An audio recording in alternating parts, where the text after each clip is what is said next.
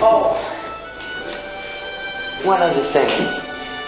If you guys ever have kids, and one of them, when he's 8 years old, accidentally sets fire to the living room rug, go easy on him.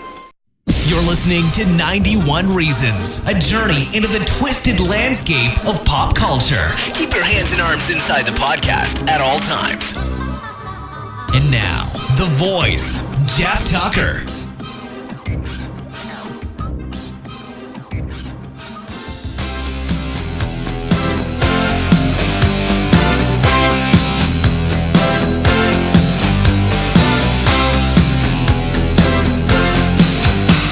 Hello, everyone. Welcome. This is 91 Reasons. I am the voice. I am Jeff Tucker. I am joined by Rachel. And we have just returned from the future. Ooh. The scary world of 2015. Ooh. All right. So yesterday was a big deal. It was October 21st, 2015. Rachel, why was it a big deal? Because it was the day Marty goes into the future. So Back to the Future Day was proclaimed, and everybody and their uncle was having all these events, but I chose the mega event, the we'regoingback.com event, because 5 years ago, this same company put on like a 5-day extravaganza, and from what I saw, it looked like a lot of fun. So I looked into it this time around, and we actually went yesterday where? To Hill Valley. Universal Studios Hollywood. And the promise was that for a very expensive ticket, we were going to get a private tram ride through Universal Studios with an extra goodie, and then all day in the theme park, and then a screening of part 2. And we're going to go quickly through what exactly that was. So we've been planning this for a long time. I bought these tickets back in July or August when they went on sale, because some of the events, there's a 5-day event, Wednesday through Sunday, and some of them sold out very quickly. So I bought the tickets so that both of us could go, and we have been planning this. So we had to make all these arrangements to get kids to school, to get picked up, kids watched, the whole bit, and we were gone from, we knew, early morning to late night. Right. So we had to be at Universal Studios out front at the Globe, which is the big icon out front. We had to be there by 8 a.m. sharp. So we left our house at 6:15 a.m. Yes. So what happened, Rachel? I thought we had plenty of time. You even stopped for gas. I thought we were doing great. I mean, an hour and a half to get to LA when you live, 25 minutes from it? Yeah. Should allow traffic time. And we got on the 5 freeway down here in Orange County, and it was clear. It was very clear. Thank goodness. And then the traffic starts to build. Right as you get close to LA. You get an alert on your phone that there's an accident up ahead somewhere, and then you just start crawling. And I was watching the clock, like we had a full 35 minutes or so before it even turned 7 a.m. So I broke it up into the time before 7 a.m. and then the build up from 7 a.m. to 8. And the problem is that for those of you who don't live in California, you really have no idea what traffic is. It's horrific. Like we can say like, oh man, traffic was bad, but you don't understand. It stops. You are stopped on the freeway. You get excited when you go 5 miles an hour. You like, oh my God, we're going 5 miles. People are moving. And it's a situation where it's bumper to bumper traffic, which is bad enough. And you have to add in the motorcycles that weave in and out of traffic.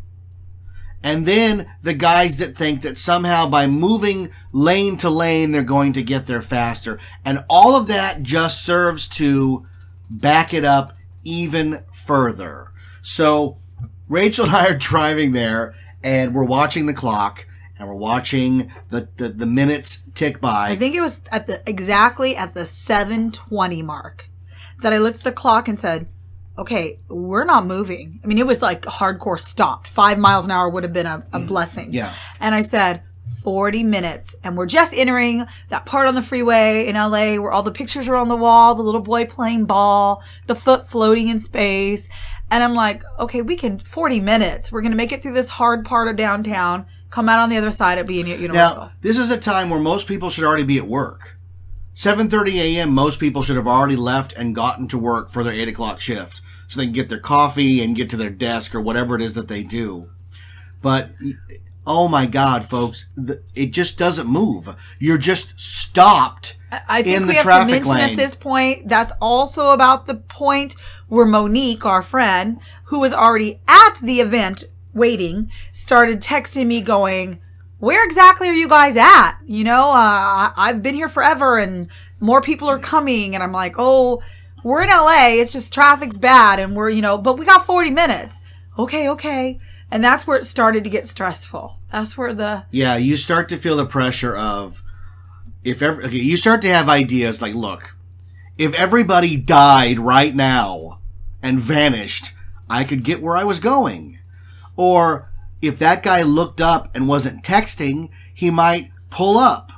Or if that woman wasn't putting eyeshadow on, we might move a little further. But everybody contributes to the traffic, and it doesn't move. Imagine if you lined up all your Hot Wheels, and instead of having fun racing them around, they just sat there on the freeway, and that's what we were doing. it was very stressful. So the minutes are ticking by. We're moving through downtown. Tick, Barely. tick. We finally breeze past the Disney concert hall. Tick, tick. And we're watching we've only got 40 minutes until 8 sharp. It was exactly around 7:39 that Monique said, the trams are pulling up and people are lining up. Where are you? Yeah. Well, the thing is where we were is it didn't matter because we couldn't get there. There's no way around it. There are no side streets to take. My heart at that point in my chest just broke for Jeff. Because I knew how long he'd waited for this. I knew how much it meant for him. And the rest of the day was just a movie and the park. And yes, it was a fun date day. We don't ever get to do full days out without kids. So we were excited about the whole day. But there was something extra in that private tour. The tram was the most important part of the Right. day. And the tram thing was so set up special that we boarded them in the guest parking lot.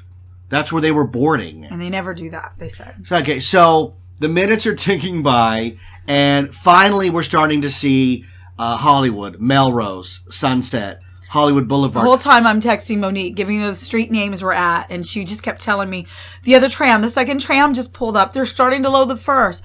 It was the most stressful thing. Me and Jeff at that point realized we're not making it. Even if this traffic completely clears, which it did right at the end, and we were pedal to the metal, we would never get to that parking structure and get through Universal City Walk to where they were supposed to meet. It was physically impossible, and we were just ill. I was sick at my stomach. You reach a point of acceptance where you just resign yourself that you ain't making it. That ship has sailed. It was so heartbreaking. We had gone to so much work to arrange kids getting picked up. Our dear friend Colleen had to come over at 7 a.m., get our kids ready to 2 separate schools. Laura was coming in the afternoon to pick them up and stay with them through dinner. And it was a lot of arrangement. And I was just like, well, we're going to have a 2-hour breakfast. Oh, wait, we didn't even mention the fact that they had made us drive the previous night already to LA to get the wristbands to make this night happen. We had done so much work to make that moment happen. For the price tag that the We're Going Back event charged, they made you jump through a lot of hoops. In order to get involved in this Universal Studios trip, we had to drive down to Hollywood on Tuesday night and line up to exchange the email printout for the wristband for the event. And they were disorganized. They had no place to set up. We were set up at California Pizza Kitchen. After we were already set up at the hotel because that's where we were originally supposed to meet at. But apparently they didn't bother to make that okay with the hotel. No, if you're going to set up some sort of redemption center at the hotel, you have to let the hotel know. Yeah. Because they don't want riffraff just lining up. I don't know how the California Pizza thing came about, but obviously they didn't. Well, here's I what think happened. California said yes to them because we had the line going for 30 minutes. Well, here's what happened It was the mall that was like, oh, we can't have that line. Well, California Pizza Kitchen, the guy sat there and ordered 5 or 6 pizzas. So they let him sit at the table. They don't care what goes on in the mall. So the mall let it go on for about 40 minutes. Yeah, we were like fourth in line to get our wristbands. We were almost there. Right, so when the mall shut it down. The security guard comes out right out of some movie, and he's like, "You guys got to move this." So he needs to move it out of the mall across the street, but instead he led us through the mall, down the escalator, up out the stairs, out to Hollywood Boulevard. And I think we need to explain how many there were. It wasn't like a little handful of people. No, it was about 300 people. All in a line, praying that everyone was going to stay in their place, which of course it didn't happen. Well, people don't know how to behave. We had to tell him at one point, because we were near the front. We said, look, if you stop the line here, you've got people on the escalator. The escalator does not stop because you decide to stop. And he did. He stopped the line, and I'm screaming, the escalator's going to back up any second. They didn't care. So we ended up behind Hollywood and Highland on Franklin Avenue. In front of a church. In front of the Methodist church where they filmed the Enchantment of the Sea dance. And it's basically where people line up, I'm not kidding, for a soup kitchen. Yeah, it was pretty bad. So the cops didn't hassle us after that because we looked like the Back to the Future soup kitchen line while we're waiting for this guy to hand out the wristbands. And after all this nonsense, he's having like a Back to the Future chit-chat with everybody that steps up to get their wristbands. We should have been like 4 back. We ended up being about 8 back because a handful of people cut, of course. Yeah, it's so weird. You know those people that when you pull over for a siren and you pull over to the side of the road and you think that once the ambulance or the fire truck goes by, everyone's just going to get right back where they were. In. And there's Exactly. always one guy who's like, now's my chance to get in front of everybody. And this turned out to be some housefrau, some mom with an adult group. Yeah, right to the front. And everybody noticed. And you know what? At an event like this where you're going to see people day after day, convention etiquette says, and this is basically a moving convention, you got to behave yourself, guys, because it's not a one-time shot. You're going to see these people again and again. Now, we would see them later on at Universal Studios when the park opened, and I had to stop Rachel from like going over and letting her have it. And I'm like, wait. First off, it was the wrong lady. No, it wasn't. And second, you're going to get thrown out of the park. So we jumped through all these hoops the night before to get the stupid wristbands to make and that tram, the Universal tickets and the food vouchers that they promised us. And we are stuck in bumper-to-bumper freeway with all of our paperwork. And the closer we got only made it worse because you knew you weren't going to make that tram no matter. It didn't matter how close you were at that point. I had this idea like we were going to pull up and just watch them go. Yeah, we were literally that close. And so here's the thing, folks. So we finally get into almost Universal City. Traffic breaks because we're out of downtown. We're out of Hollywood. No one's going there. Yep. And I'm doing 80 miles an hour. I should have been doing 88.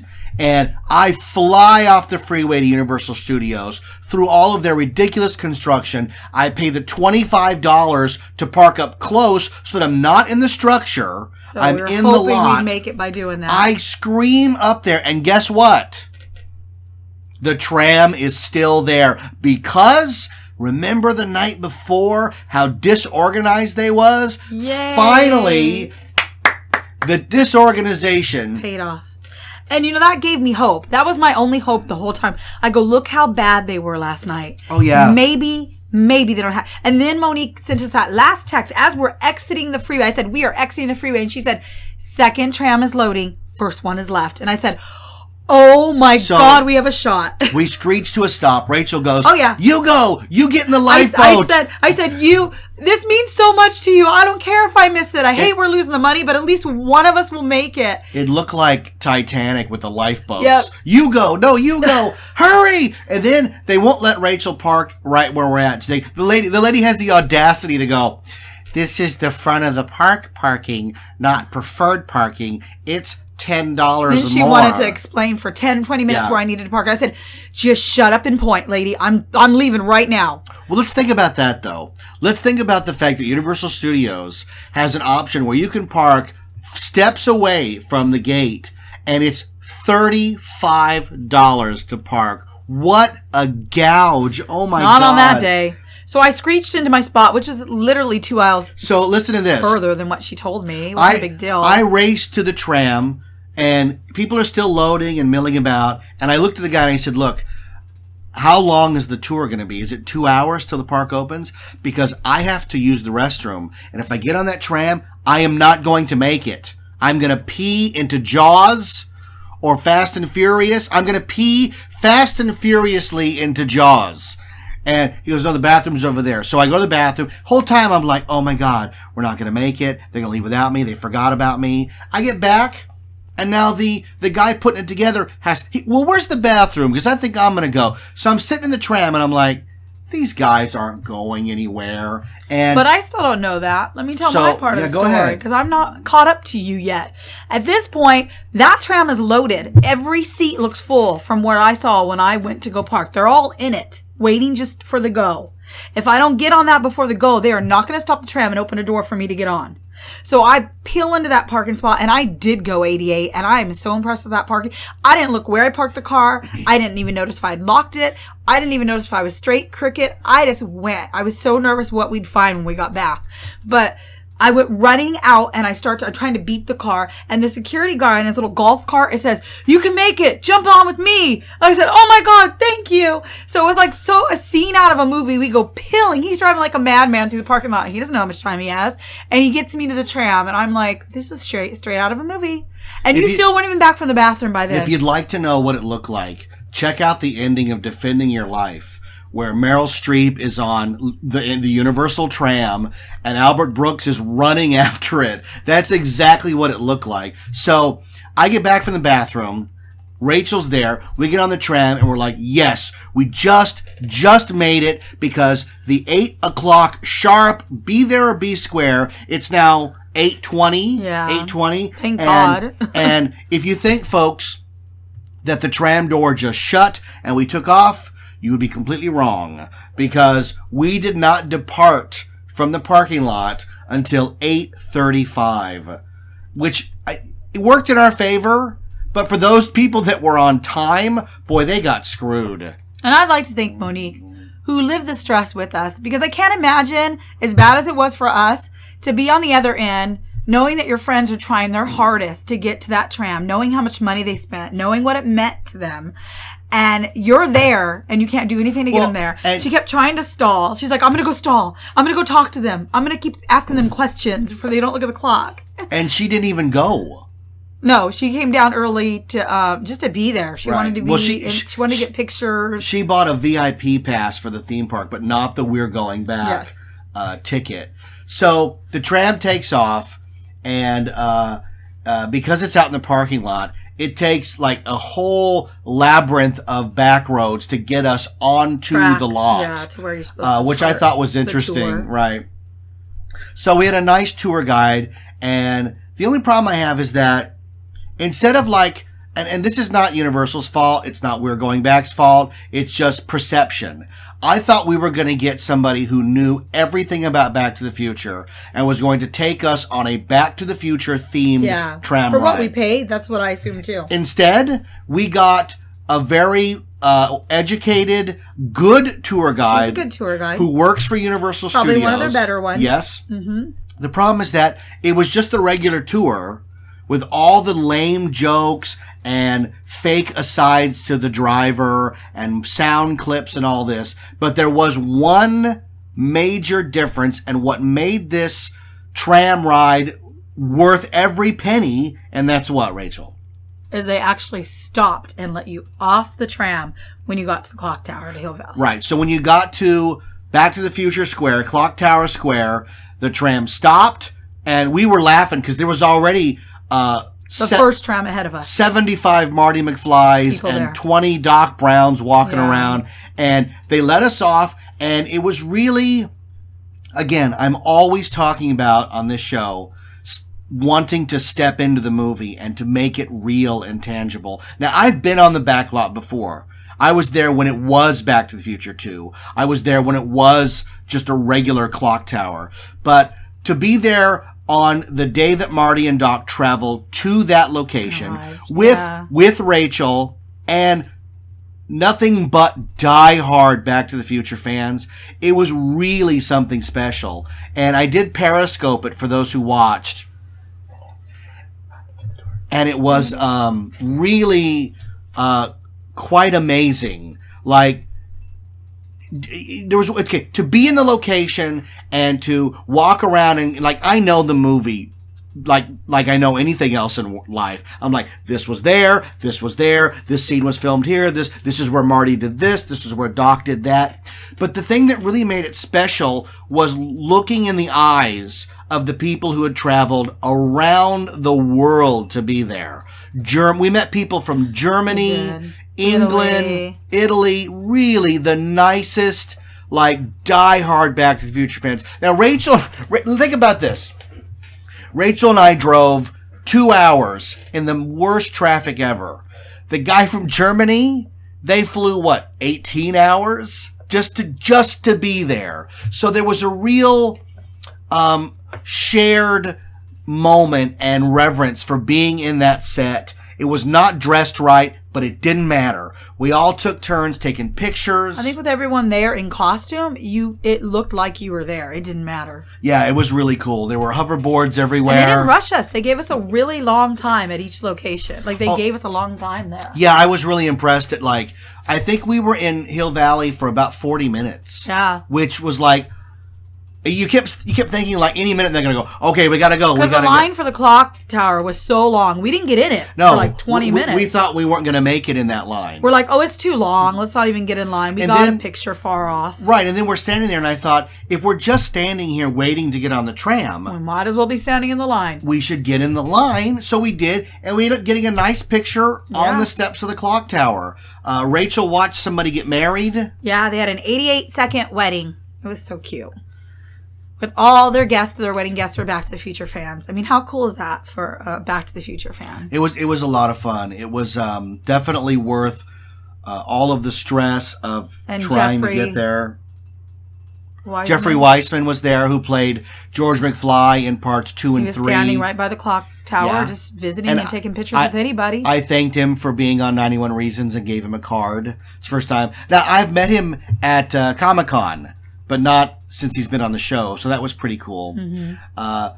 We saw their official We're Going Back Marty and Jennifer reenactors that they had. The Marty one was great. He had his talk down, his face, his expressions, I think he was really good. Yeah, no, I thought he was great. And it was nice that they had somebody in a screen-accurate costume there to take a picture with the fans, because it really just made it that much more like... this is going to sound bad, theme parkish. Does that make sense? Yeah. Like, it felt like, oh, they did something, because they didn't do anything. Yeah, so no, because they were pretty. We're Going Back was sketchy and shaky all day. So I thought the park would do more. Why not take advantage? You could make money. There was 400 people in your park celebrating Back to the Future. And you can do a pop-up store and make some money. Right. We want to buy. So put it out. So here's what happened is we ended up getting dropped back at the main gate in time to go in. They gave us front of the line passes. And we went into the park. Now, I'm not a big Universal Studios fan. And I can tell you why easily. They don't have a lot to do. It's very small. And what they do have to do is based on movies and properties that I just am not enamored with. Until Harry Potter comes. Well, I love the Simpsons area, but it's really just stuff to buy and one ride. So it's not like immersive. Now, Harry Potter is going to be neat when it opens. But here's the thing. We went on a search, and the search was, where's the Back to the Future stuff? And guess what? There wasn't any. Store. They had one store with a few meager, T-shirts, regular theme park items. But there was nothing... Like, they didn't even have the movie, which was re-released that day. They didn't even have it. Everybody had the Jurassic World DVDs and Blu-rays, but Back to the Future, they couldn't be bothered. It was really unsettling how lacking it was. We each got a really nice shirt, but yeah, I wish there would have been more merchandise. Now, We're Going Back had promised that later in the day they were going to take everybody on a bus ride to the Natural History Museum to see the hero car, which is the main Back to the Future car that was restored, that was used in the film. Now, instead, right before we went to see the Jaws attraction, the lady on the tram goes, if you look to the driver's left, there's the Back to the Future car used in the movie. And we're like, oh, there it is. And there it goes. The tram didn't stop. Yeah. You got a couple of pictures of a car on a little platform, and that was it. And apparently they told us later the car is in storage. It's not on display anymore. And it was brought out for that thing in the morning and then put right back into storage. Again, wasted opportunity. Yeah. So we ended up riding out the rest of the day with all their attractions, which are mostly motion simulator attractions. All they are. A lot of screens, a lot of animated this and animated Minions and Transformers and Simpsons. We had a nice lunch at the Jurassic Cafe, which, let me tell you, a word of sympathy for the people who work at the Jurassic Cafe. Beg your managers to lengthen the loop of the music in the restaurant. It's about 6 minutes long. Na, na, na, na, na. And then it loops again and again and again. And I left the restaurant not because I was full, but because I was tired of hearing it. It's not even a good version of the theme. It's not the John Williams version. It's the John Williams composed version done by somebody else.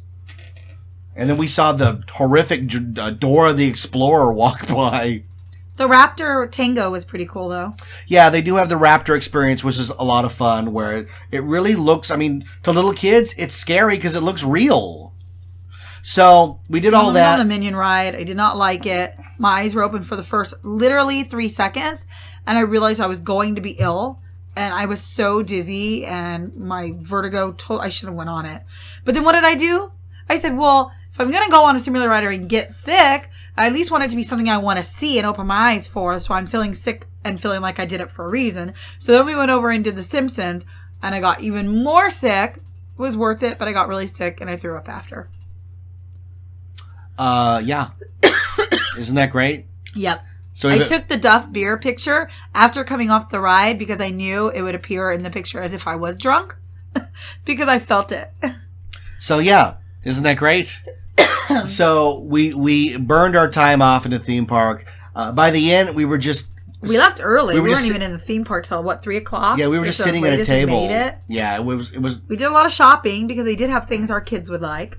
The Harry Potter store was amazing. Yeah, so we ended up at the final leg of our We're Going Back experience for the day, which was a 3:30 showing of Back to the Future Part 2 at the AMC Theater there.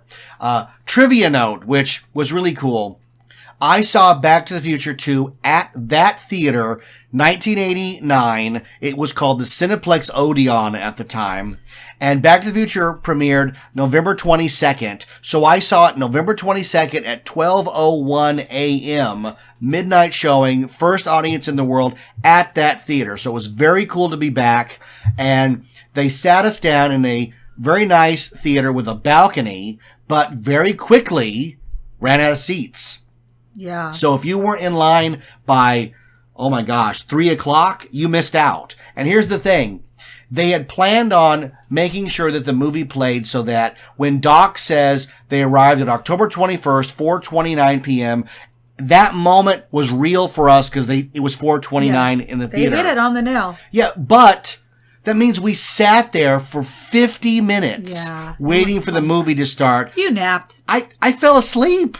I was exhausted, and we kept asking. We kind of figured they were waiting for that, but they didn't tell us. So we're just sitting there in the theater. If you hadn't gone at 3, you wouldn't have got a seat. Yeah, no, you wouldn't have. So then somebody from USA Today showed up and said that we were all going to get advanced copies of the paper that came out today. If you go to the newsstand today and you were lucky enough to get the USA Today, it's a replica of the Marty McFly Jr. being arrested issue. I found him at Starbucks. But if you were there yesterday, you got the version where Griff's gang is being arrested. So there's not that many of the Griff's gang version. We ended up getting 1 apiece, 2, and then Rachel got 4 of the one today. So I went to 3 Starbucks to get them. I'm set on the USA Today's. But what's interesting is that we were starving by the time the movie started. And I really only wanted to watch the 2015 parts. So I told Rachel, we'll just jet out after 2015, and we'll find somebody from this event and get our newspapers. Now, what we didn't know is that while we're waiting for the movie to start, this is conjecture on my part, one of the volunteers decided to entertain everybody by talking about what was coming up in the week, and he made the mistake of taking questions, which turned into people just yelling at him over how it was handled. Rightfully so. The woman was like, we came from Italy, and we missed the tram ride. What are you going to do? And he's like, I'm just a volunteer. So when I left to find the guy to get the newspapers, I walked into the guy running the event and the volunteer having a fight, having a row. And it was very uncomfortable because I'm just trying to get my newspapers and get out. And the guy that was helping me vanished.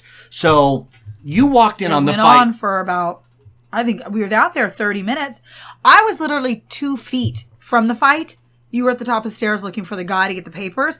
So I heard every word. I heard like the owner saying, I am threatening you. And the other guy he honestly just begged for forgiveness. For whatever it was he said that he wasn't supposed to say and do.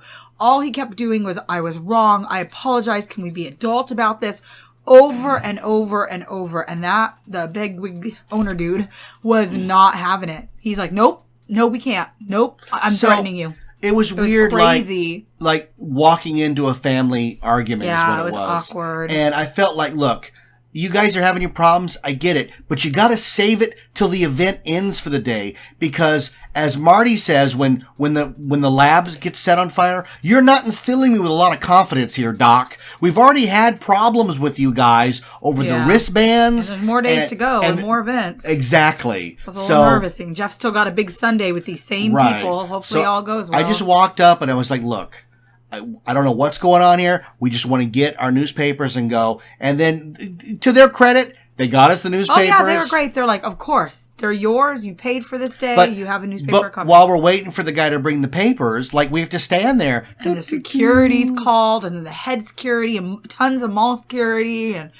it was very awkward. Of course, they made the volunteer guy leave, whose girlfriend was crying. It was just like drama. It was a lot of drama. Yeah. And then unnecessary drama. And then as we finally left the theater, the volunteer guy was walking back into the theater after that he'd been kicked out of. Yeah. So I don't know what trouble might have happened after that. I'm like, why is he going back? And then the worst thing of the entire day happened.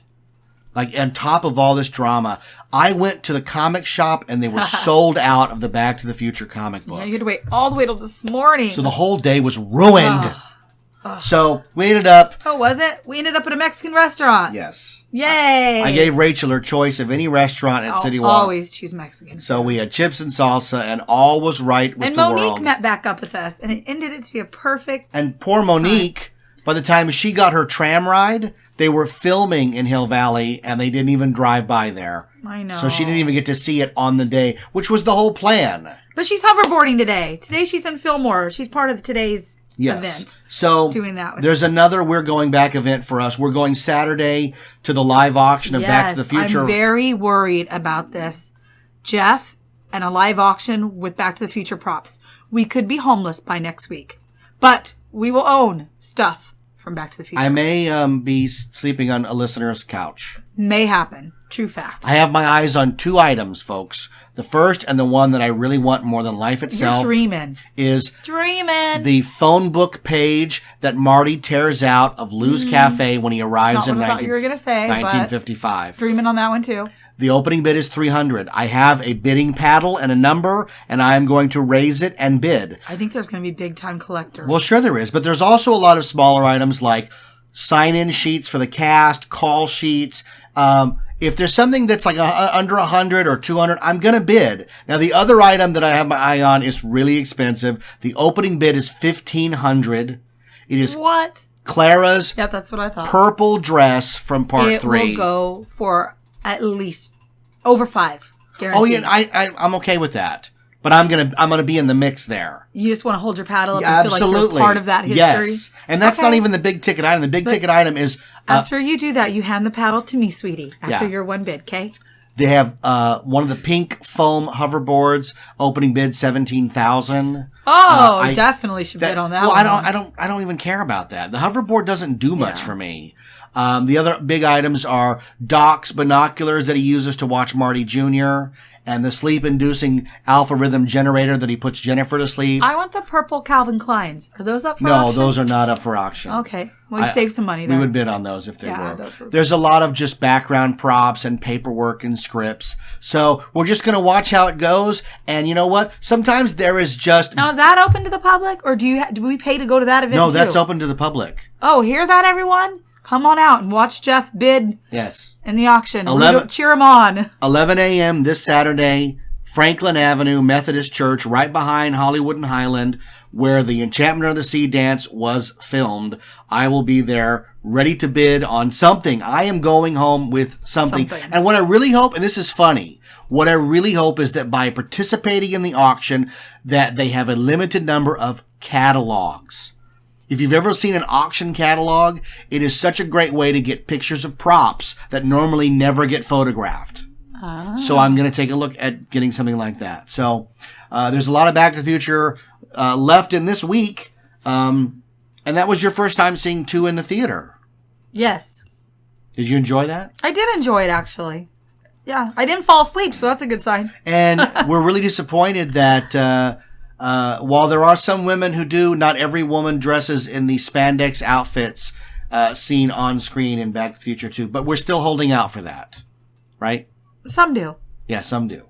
I'm in spandex leggings right now. That's right. And almost every day for you. And you saw Back to the Future ones there that we've never seen before. Yeah, some girl had hoverboards on her thigh. I've never seen those leggings. We've never seen Anyone those. knows where those are at? I need them. Let me know, please. All right, well, we're going to wrap it up. It's just a short episode about our event yesterday. Sunday. Tell people if they're local. Sunday, Puente Hills is another free event in the evening. Sunday night, 7 or 8 o'clock. Puente Hills Mall is going to Join us. They're going to have the movie on a big screen in the parking lot. There will be DeLoreans, cars, costumes, the flux capacitors. Yeah, it's going to be a lot of fun. Amazing band. They're going to play a whole set. They're awesome. Perfect way to cap off Back to the Future week and celebrate movies that literally changed my life and made me want to be a writer. And I have obsessed over these movies for 30 years now, and it's nice that they're back. It'll also be nice, like in a couple of weeks, when all the hype dies down and a lot of this merchandise that came out, the prices will drop, and I'll be able to pick this stuff up because Pepsi screwed the release of the stupid Pepsi Perfect bottles. Yeah. What should have been a fun way for people to take the movie home for $20 has turned into a $600 to $700 fiasco on eBay. And while I'm an eBay guy and I get it, we're not talking limited edition. They should just make enough soda bottles for everybody. It's not a statue. It's not a pair of shoes. It's just a stupid bottle of shaped soda. So I'm not even interested in it at that price or at any price above $20 at all. The people of Mexico had a theater promotion and their Pepsi Perfect bottle was actually screen accurate. So the one in the United States is terrible compared to the one that came out in Mexico. This morning we watched the really good Jimmy Kimmel tribute to Back to the Future. Check that out on YouTube. And we saw Michael J. Fox try on self-lacing Nikes, which Nike has been really seriously promising us for about 2 to 3 years. And they just released that, guess what, folks? It's coming out next March for charity only. Just like the original Nike mags, they're going to make it for charity only. Only rich guys are going to be able to afford it. And once again, the Back to the Future average fan is screwed. I have no idea why they continue to do this. It is not fun. It is ridiculous that they do this to the fans. And it really does put a tarnish on it because they're constantly trying to sell us the Blu-rays and DVDs again and again and again. Oh, it's got 5 minutes of Doc Brown, or it comes with a booklet. But if you're poor like us, in the comic book stores this week, came out yesterday, and the comic book store on Beach and Ball, although they are changing locations and 50% off right now, they have a small section that's still regular price of the newest product. They did get the Back to the Future comics in the variant covers. So that's a $3.99 pickup for a fan that wants a new souvenir this week that's brand new. And a fun thing that we found out after the fact is that yesterday, if you ordered the Marty McFly pizza from Pizza Hut, which is half pepperoni, half bell pepper, they would deliver one that looked just like the movie and write a note in Sharpie that said, "You sure know how to hydrate a pizza." So for the guy in me, that it's not about buying product, but it's about the experience. And that's what we paid for yesterday, was the experience of sharing that moment with all those Back to the Future fans. It was a truly awesome moment to have. So I couldn't be happier for that moment in time. So any last words before you sign off into the sunset here? No, I'm not a Back to the Future fan. That just wasn't my movie when I was your age. Everybody has their thing. But I know you have a great love for it, and I just enjoyed it. It's like how your parents always say, Christmas morning, you enjoy watching your kids open the present. It's not about you anymore. That's what it was for me. It was about you experiencing the day and watching you, and that just made my day. It was the best day ever. It's only once in your life you can lay down in Hill Valley and make time angels, which is what I did. So thanks for listening. I'm sure one day they're going to have an Amityville day with Jaws, and I'm going to be there and take the whole tour. Well, according to Boaz, they do that every day in Amity, in Martha's Vineyard. Well, let's go. What are we waiting for? Well, it's across the country. Small problem. So, yeah, we got another event on Sunday that I'll do an episode about. But thanks for checking us out. Leave us a review on iTunes. Support us on Patreon, blah, blah, blah, blah, blah. Facebook. I am the voice. I am Jeff Tucker. This is 91. Oh, no. Who are you? Oh, Rachel. I thought you were ready to do the 91 Well, you didn't say your name. Let's try it again. Okay, start over. I am Jeff Tucker. I am the voice. You're going to leave in the mess up, right? Because that's way funny. I never edit. Okay. Try it again. Take 3. Okay, I'm ready. Jeff Tucker. You just talked over me again. Okay, 4. I am Jeff Tucker. I am the voice. I am joined by Rachel. And together we are 91 Reasons.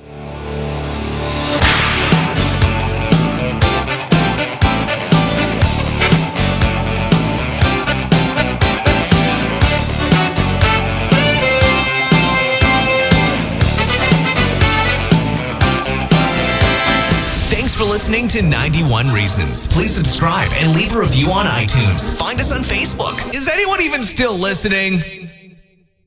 Say hi to your mom for me.